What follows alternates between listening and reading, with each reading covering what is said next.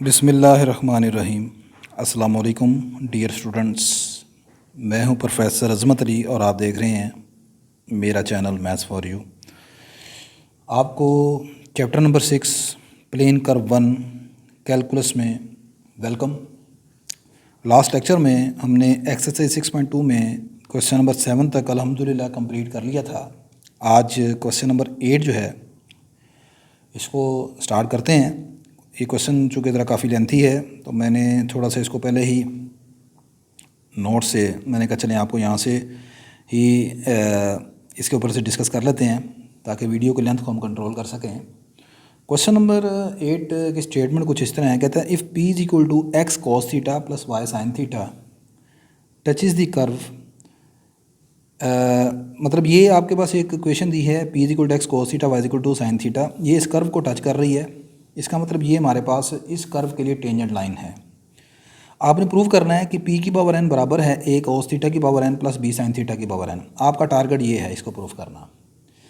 अच्छा जी, अब हम इस क्वेश्चन को करने का तरीकाकार ये होगा कि हमें ये जो दी हुई इक्वेशन है ये x over a n over की power n over n minus one plus y over b की power n minus n one, इसके लिए हम इक्वेशन ऑफ टेंजेंट खुद से मालूम करेंगे।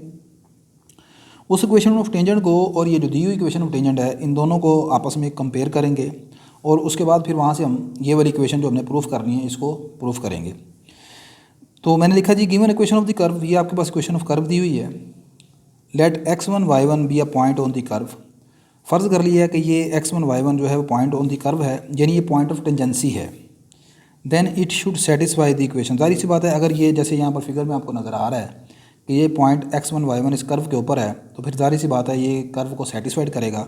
सेटिस्फाइड करने का मतलब है कि यहाँ पर आप x की जगह x1 पुट कर देंगे और y की जगह y1 पुट कर देंगे, ठीक है। तो ये आपके पास न्यू इक्वेशन बन जाएगी x1 over a whole power n over n minus one plus y1 over b whole power n over n minus one equal to 1। इसे क्वेश्चन नंबर 2 कह दें। Differentiating with respect to x। अब मैंने निकालनी है slope of tangent. तो slope of tangent निकालने के लिए आप जानते हैं पहले हम यहाँ पर क्वेश्चन नंबर 1 को का डेरिवेटिव ले लेते हैं विद रिस्पेक्ट टू एक्स। इसका डेरिवेटिव लूँगा तो पावर यू लगेगा, पहले पावर शुरू में आ जाएगी n over n minus one, power में से कम कर दिया, फिर अंदर वाली रकम का डेरिवेटिव x ओवर a का डेरिवेटिव आ गया 1 ओवर a प्लस। सिमिलरली यहाँ पर दोबारा मैंने पावर यू लगाया, पावर शुरू में n over n minus one, power में से कम हो गया, फिर अंदर वाली रकम का डेरिवेटिव 1 ओवर b और y का डेरिवेटिव dy बाई dx आ गया। अच्छा जी, अब जनाब मोहतरम यहाँ पर इस पूरी ऊपर वाली इक्वेशन में से n over n minus one common निकाल लिया और वो ख़त्म हो गया।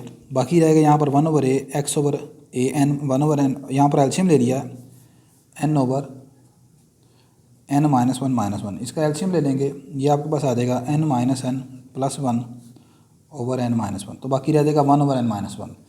तो ये आपके पास बाकी पावर आएगी 1 ओवर n माइनस वन, यहाँ पर रह गया 1 over b y over b की power n 1 over n minus one और ये dy बाई dx आ गया। अच्छा, ये प्लस हो रहा है, इस हमने dy बाई dx निकालना है। इस रकम को 1 over a x over a इसको दूसरी तरफ ले गए, माइनस हो गया जाकर। अब ये dy बाई dx के साथ ये वाली टर्म है ये मल्टीप्लाई और ये लाकर नीचे डिवाइड कर दिया मैंने इसको। अच्छा जी, अब इसमें आपने जो पॉइंट ऑफ टेंजेंसी है x1 y1 ये पुट कर दिया। पुट करेंगे तो ये आपके पास आ जाएगा dy by dx is equal to minus 1 over a x1 over a 1 over n minus one 1 over b y1 over b 1 over n minus one. ये आपके पास आ जाएगी स्लोप ऑफ टेंजेंट, आप इसे चाहे m से डिनोट कर लेते हैं। Is the slope of tangent to the given curve. अब आगे मैंने equation of tangent to the curve निकालनी है। Now equation of tangent to the curve आ जाएगी, फार्मूला आप जानते हैं इक्वेशन ऑफ लाइन का, y minus y one is equal to slope into x minus x one, ठीक है। तो यहाँ पर dy बाई dx की जो वैल्यू है ये आपके पास यहाँ पर मैंने पुट कर दी minus 1 over a x1 over a whole power 1 over n minus one 1 over b y1 over b 1 over n minus one. अब ये जो डिनोमिनेटर है इसको मल्टीप्लाई करवा दिया इधर, तो जब ये इस तरह मल्टीप्लाई होगा तो ये इसे मैंने y को जब 1 ओवर b से मल्टीप्लाई किया ये y ओवर b आ गया। इसके साथ ये वाली जो वैल्यू है y1 ओवर b ये वाला फैक्टर इधर आ गया, माइनस जब फिर y1 के साथ मल्टीप्लाई करेंगे ये आ जाएगा y1 ओवर b और साथ ये वाली वैल्यू आ जाएगी ऐसे कैसे इक्वल टू, अब इसको अंदर मल्टीप्लाई करेंगे आ जाएगा minus x over A x1 over a 1 over n minus one plus ये आ जाएगा x1 ओवर ए इंटू x1 ओवर ए 1 माइनस n माइनस 1, यानी कि इस वैल्यू का इस फैक्टर से हमने मल्टीप्लाई करवा दिया। अच्छा, अब जनाब मोहतरम ये आपके पास आ जाएगा, यहाँ पर देखें ये वैसे के वैसे इसको नीचे लिख लिया मैंने।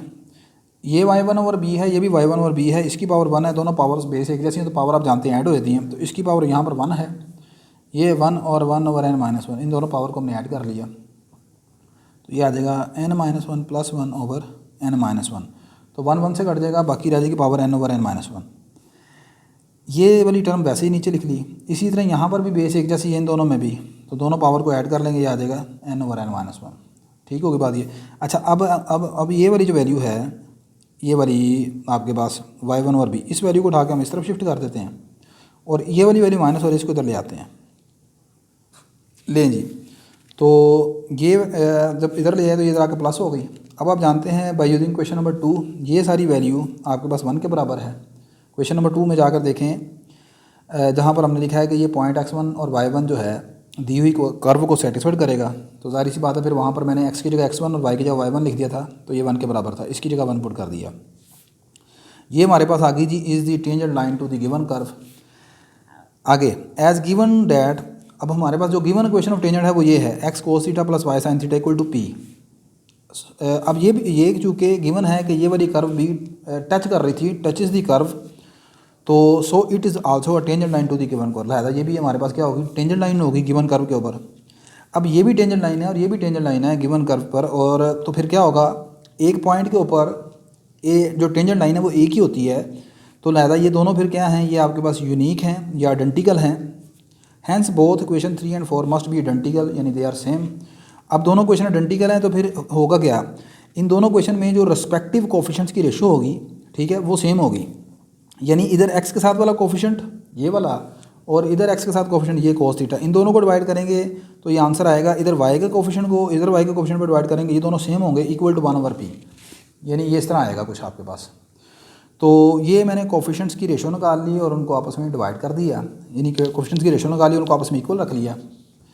ये 1 ओवर a को नीचे शिफ्ट कर दिया, ये cos थीटा आ गया, यहाँ पर 1 ओवर b को नीचे शिफ्ट कर दिया, ये b sin थीटा आ गया, इक्वल टू 1 ओवर b। अब यहाँ पर दो क्वेश्चन मैं बना लेता हूँ, दोनों को लहदा 1 ओवर b के इक्वल रख लेते हैं। यानी कि पहले ये वाला जो हिस्सा है, यहाँ से हम लिख लेते हैं इसको ऐसे, x1 over a whole power 1 over n minus 1 equal to, ये a cos थीटा जो डिवाइड हो रहा है दूसरी तरफ ले जाएंगे 1 ओवर p के, ये आ जाएगा a cos theta over p। ठीक है, ये आपकी क्वेश्चन नंबर ए आ गई। इसी तरह क्वेश्चन नंबर बी मैंने बना दी ये वाई वाली वैल्यू से। ठीक होगी बात ये। अच्छा, taking nth power of equation a and b and adding, अब इन दोनों के ऊपर पावर n ले ली और उनको ऐड कर लिया, तो ये ऐड किया इधर भी और इधर भी ऐड कर लिया मैंने पावर n लेकर। अब ये सारी चीज़ फिर दोबारा आप जानते हैं, ये यूजिंग क्वेश्चन नंबर 2 से, ये सारा 1 के बराबर है, ये आ गया a cos थीटा की पावर n, नीचे p की पावर n आ गई, यहाँ पर p की पावर n लैदा कर दी, p की पावर n से दोनों तरफ मल्टीप्लाई कर दिया, तो ये इधर आ जाएगी, इधर आ जाएगा कि a cos थीटा की power n plus b sin theta की power n equal to p की पावर n एज रिक्वायर्ड, जो हमने प्रूफ करना था। ठीक है जी। तो नेक्स्ट हम क्वेश्चन नंबर 9 देखते हैं। नहीं बेटा, क्वेश्चन नंबर 9 आपका है, the tangent at any point on the curve cut off the length p and q on the coordinate axis then show that, आपने प्रूफ करना है कि p की पावर -3/2 प्लस q की पावर -3/2 इक्वल है 2 की पावर -1/2 इंटू a की पावर -3/2। मतलब क्वेश्चन को तो समझ रहे हैं बाय फिगर से। ये हमारे अगर पास अगर कर्व है x³ plus y³ equal to 2a³, तो ये इसके ऊपर आपने टेंजेंट ड्रा किया सम पॉइंट यहाँ पर, तो इस टेंजेंट ने आपके कोऑर्डिनेट एक्सिस को जिस पॉइंट पर कट किया है, तो जैसे यहाँ पर कट किया और यहाँ पर कट किया, तो कट होने के बाद जो कट ऑफ द लेंथ, इसने जो लेंथ बनी है इसकी, दूसरे अल्फाज में इसके एक्स इंटरसेप्ट और वाई इंटरसेप्ट की बात कर रहा है जी। ये मतलब यहाँ से लेकर यहाँ तक की जो लेंथ है, अगर फ़र्ज़ करें मैं इसे पॉइंट ए कह देता हूँ और इसे पॉइंट बी कह देता हूँ, तो ओ से लेकर ए तक की जो लेंथ बनती है that is the x intercept, वो आपके पास पी है, और इसी तरह ओ से लेकर बी तक जो वाई इंटरसेप्ट है वो क्यू है। ये गिवन है, तो ये अगर पी और क्यू हैं तो फिर आपने प्रूव करना है वो जो यहाँ पर उसने इक्वेशन लिख के दी हुई है। अच्छा, जहाँ तक क्वेश्चन करने की टेक्निक होगी वो ये है कि सबसे पहले हमें जो कर्व दी है, हमने इसके ऊपर चूँकि टेंजेंट की बात हुई है, तो सबसे पहले यहाँ पर हम इसके ऊपर इक्वेशन ऑफ टेंजेंट मालूम करेंगे। सम पॉइंट हम यहाँ पर लेट कर लेते हैं, तो उसके बाद फिर देखते हैं। मैंने कहा जी गिवन क्वेश्चन ऑफ कर्व, इसका नाम हम 1 रख लेते हैं। Let x1 y1 be any point on this curve, ये पॉइंट है इस कर्व के ऊपर, तो ये फिर पॉइंट इसको सेटिस्फाइड करेगा।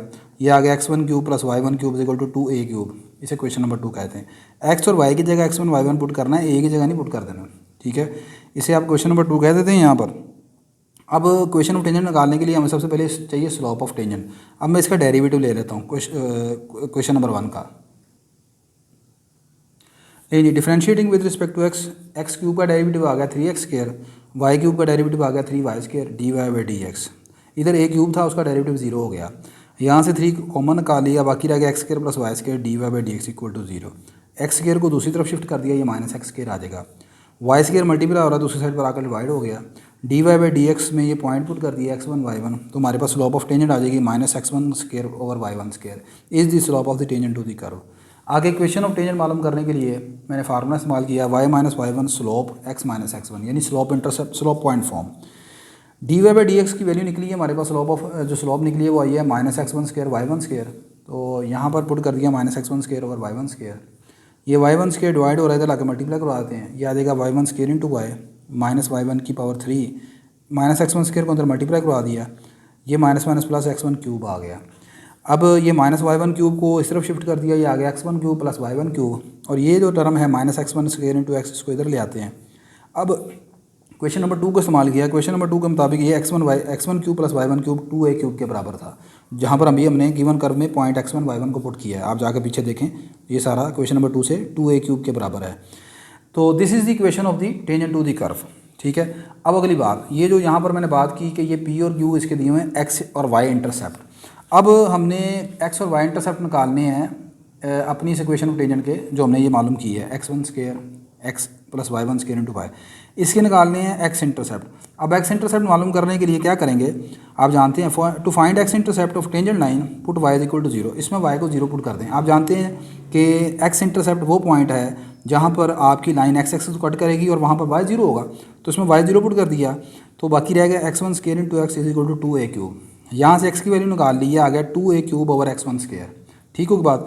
अच्छा, अब ये आ गया हमारे पास x इंटरसेप्ट की वैल्यू ये सारी, लेकिन x इंटरसेप्ट है किसके बराबर, वो तो p के बराबर है, तो यहाँ पर p पुट कर दिया, तो ये आ गया p is equal to 2a cube over x1 square.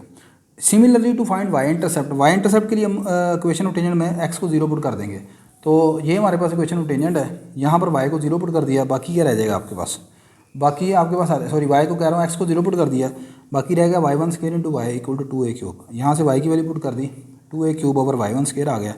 अब y इंटरसेप्ट किसके बराबर है, वो q के बराबर है, ये q is equal to 2a cube over y1 square आ गया।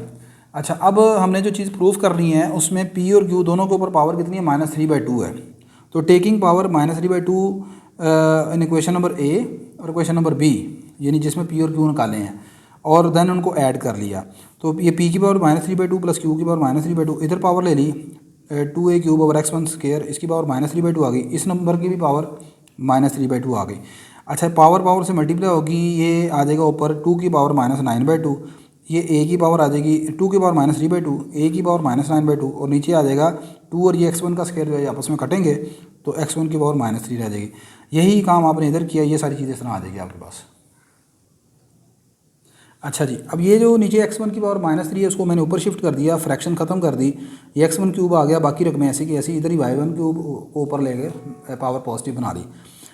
अब आप देखें 2 की पावर -3/2 और a की पावर -9/2, दोनों रकमों में एक जैसे इसको कॉमन निकाल लिया, बाकी रह गया x1 cube plus y1 cube. अब फिर क्वेश्चन नंबर 2 को इस्तेमाल किया, x1 cube plus y1 cube किसके बराबर है, 2a की पावर 3 के बराबर है। अच्छा, अब यहाँ पर बेस एक जैसी है, इस 2 की पावर -3/2 है और इस 2 की पावर 1 है, ठीक है, तो दोनों पावर्स को यहाँ पर इसकी और इसकी पावर को ऐड कर लिया, ठीक है, ये इसकी पावर 1 है तो 1 -3/2, और यहाँ पर a की पावर -9/2 है और दूसरे a की पावर 3 है, इन दोनों पावर्स को भी ऐड कर लेंगे, तो ये रह जाएगा 3 -9/2, तो ये 9 एलसीएम ले लिया दोनों तरफ, तो ये फाइनल आएगा a की पावर -1/2, और इधर आएगा, सॉरी यहाँ पर a नहीं आएगा, ये गलती होगी, 2 की पावर -1/2, और इधर आएगा a की पावर -3/2 एज रिक्वायर्ड, ठीक है। तो आज के लेक्चर में हमने question number 8 and question number 9 that were very lengthy question, ठीक है, लेकिन चले खैर नोट से काफ़ी हेल्प हुई हमारी, तो मुझे ये हमने आज कंप्लीट किया, और मुझे बताइएगा भी क्या इस तरह नोट से डिस्कस करना आपके लिए हेल्पफुल है, या जो वाइट बोर्ड की टेक्निक है फिज़िकली सामने आकर पढ़ाना वो आपके लिए ज़्यादा बेहतर है, क्योंकि ज़ाहिर सी बात है वाइट बोर्ड में थोड़ा सा टाइम टेकिंग प्रोसीजर होता है, लेकिन चीज़ें खैर मेरा ख्याल है शायद उसमें ज़्यादा शायद क्लियर नज़र आती हैं, क्लियर होती हैं, ज़्यादा अंडरस्टैंडिंग होती है। या आपने मुझे फ़ीडबैक दीजिएगा लाजमन इस तरह कि आया इस तरह नोट से डिस्कस करना ज़्यादा सूटेबल है या वाइट बोर्ड पर फिज़िकली आकर पढ़ाना ज़्यादा बेहतर है, या फिर पेपर के ऊपर भी जिस तरह मैंने कुछ वीडियोज़ आपके लिए बनाई खुद लिख लिख कर, ठीक है, साथ साथ, वो ज़्यादा बेहतर है। इस मेथड में ज़ाहिर सी बात है थोड़ा सा ये टाइम कम लगता है और काम ज़्यादा हो जाता है। तो तमाम चीज़ों को मद्देनज़र रखते हुए मुझे लाजमन आपका फ़ीडबैक चाहिए, और एट दी एंड वीडियो अगर आपके लिए अच्छी हुई तो उसको लाइक कीजिएगा, शेयर कीजिएगा और चैनल को सब्सक्राइब कीजिएगा। अल्लाह हाफिज़।